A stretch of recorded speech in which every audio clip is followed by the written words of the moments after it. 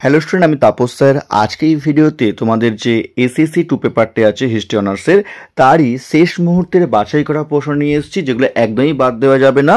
এবং তোমাদের বলবো, যারা এখনও CC2 তোমাদের যে সাজেশন দিয়ে দিয়েছি তার লিঙ্কও আমি তোমাদের দিয়ে দেবো ভিডিও ডিসক্রিপশন বক্সে, তোমরা পারলে তোমাকে দেখে নিও। আর যারা এখনও চ্যানেলটিকে সাবস্ক্রাইব করোনি, অবশ্যই চ্যানেলটিকে সাবস্ক্রাইব করে রাখো এরকম ভিডিও সবার আগে পাওয়ার জন্য। তোমাদের বলবো, তোমরা কিন্তু এই প্রশ্ন তোমরা কিন্তু একদমই বাদ দেবে না, খুবই ভালো করে পড়বে, কারণ এগুলো পরীক্ষার জন্য সব থেকে বেশি ইম্পর্টেন্ট। কেউ কিন্তু ভিডিওটা স্কিপ করবে না। তো দেখো তোমাদের প্রশ্ন 30 মার্কসে আসতে পারে, সাম্প্রতিক কালের তোমার দেখা একটি মেলা বা উৎসব সম্পর্কে একটি প্রতিবেদন লেখো। এটা তোমাদের কিন্তু 30 মার্কসে আসতে পারে, অথবা এরকম তোমাদের আসতে পারে 10 মার্কসের প্রশ্ন, মেলা যে তোমাদের কীভাবে মেলার কাজ বা মেলার গুরুত্ব তোমার কিন্তু প্রশ্ন পরীক্ষা কিন্তু আসতে পারে 10 মার্কসে। তোমরা কিন্তু ভালো করে পড়বে। এই 1 নম্বরের প্রশ্নটি, মেলা বা উৎসব, এই দুটির মধ্যে কিন্তু একটি তোমাদের কিন্তু আসতে পারে। তোমরা কিন্তু খুবই ভালো করে পড়বে 30 মার্কসের জন্য, ঠিক আছে? এবার দেখো তোমাদের 10 মার্কসের প্রশ্ন। দেখো, যে কোনো একটি ঐতিহ্যশালী স্মারক সম্পর্কে লেখো। ভেরি ভেরি ইম্পর্টেন্ট প্রশ্ন 10 মার্কসের জন্য। অথবা তোমরা আসতে পারে যে কোনো একটি ঐতিহাসিক স্থান সম্পর্কে লেখো। তোমরা কিন্তু 50 মার্কসও 30 মার্কসও কিন্তু আসতে পারে, ঠিক আছে? বললাম তোমরা কিন্তু ভালো করে পড়বে। এটি 10 মার্কসও আসতে পারে, আবার 30 মার্কসও আসতে পারে। তবে 10 মার্কসে আসার সম্ভাবনা কিন্তু অত্যন্ত প্রবল।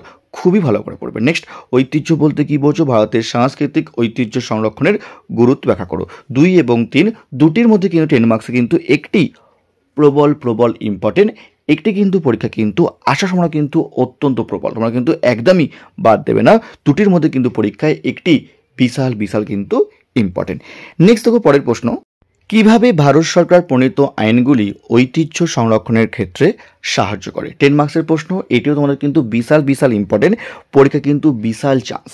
নেক্সট, বাস্তব ঐতিহ্য এবং অধরা ঐতিহ্য বলতে কী বোঝো? উদাহরণ দাও। এই দুটির মধ্যে কিন্তু পরীক্ষা কিন্তু একটি বিশাল ইম্পর্টেন্ট। তোমরা কিন্তু ভালো করে করবে।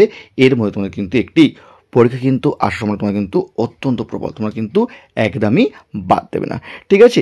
আর তোমরা বলবো, যারা হিস্ট্রি অনার্স বা পাস অনলাইন বা অফলাইন ক্লাস করতে চাও, তো ভিডিওর স্ক্রিনে এবং ডেসক্রিপশন বক্সে ফোন নাম্বার দেওয়া আছে, তোমরা চাইলে কিন্তু আমার সাথে করতে পারো। আমি তোমাদের কিন্তু সেপ্টেম্বরের প্রায় 12 থেকে তোমরা কিন্তু ক্লাস স্টার্ট করবো। তোমরা চাইলে কিন্তু আমার সঙ্গে জয়েন করতে পারো। আমি অফলাইন বা অনলাইন দুভাবেই ক্লাস করে থাকি, এবং চাইলে তোমরা কিন্তু অনলাইন ক্লাস, তোমরা কিন্তু ডেমো ক্লাসও তোমরা কিন্তু করে দেখতে পারো, তোমরা ক্লাসে বুঝতে পারছো কিনা। আমি চেষ্টা করি তোমাদের কিন্তু অনলাইন ক্লাসটাকে যাতে অফলাইনের মতো সুন্দরভাবে তোমরা কিন্তু করানো যায়। আর অফলাইনে তোমরা কিন্তু শিয়ালদার যে শরীরনাথ কলেজ এবং বেলাসারি যে শোষণা কলেজ, তার কাছেই পড়ে থাকি। তোমরা চাইলে কিন্তু আমার সঙ্গে জয়েন করতে পারো। দেখো তোমাদের পরের প্রশ্ন, ঐতিহ্য ও পর্যটনের মধ্যে সম্পর্ক লেখো, অথবা ইতিহাস ও ঐতিহ্যের মধ্যে সম্পর্ক লেখো। তো এই যে 6টি প্রশ্ন সব থেকে ভালো করে পড়বে, কারণ এই প্রশ্ন তোমাদের কিন্তু সব থেকে বেশি ইম্পর্টেন্ট। তোমাদের কিন্তু এসএসসি 2 পেপার জন্য হিস্ট্রি অনার্সে তোমরা কিন্তু একদমই বাদ দেবে না, কারণ এগুলো তোমরা কিন্তু ভালো করে পড়বে। আর আমি তোমাদের কিন্তু লাস্ট মিনিট যে সাজেশান বা তোমাদের যে ফুল সাজেশন আমি দিয়েছিলাম, তোমরা কিন্তু দেখে যাও, কারণ প্রশ্ন কঠিন হয় তখন সমস্যা হতে পারে। তো তোমাদের বলবো, এগুলো তোমরা কিন্তু একদমই বাদ দেবে না। এগুলো তোমাদের বলবো তোমাদের যে সব থেকে বেশি ইম্পর্টেন্ট এবং পরীক্ষার জন্য বিশাল ইম্পর্টেন্ট, এগুলো তোমরা কিন্তু একদমই বাদ দেবে না। তো আজকের মতো এইটুকুই। খুব তাড়াতাড়ি তোমাদের জন্য নতুন ভিডিও নিয়ে আসবো। আর যারা এখনও চ্যানেলটিকে সাবস্ক্রাইব করোনি, অবশ্যই চ্যানেলটিকে সাবস্ক্রাইব করে রেখো এরকম ভিডিও সবার আগে পাওয়ার জন্য।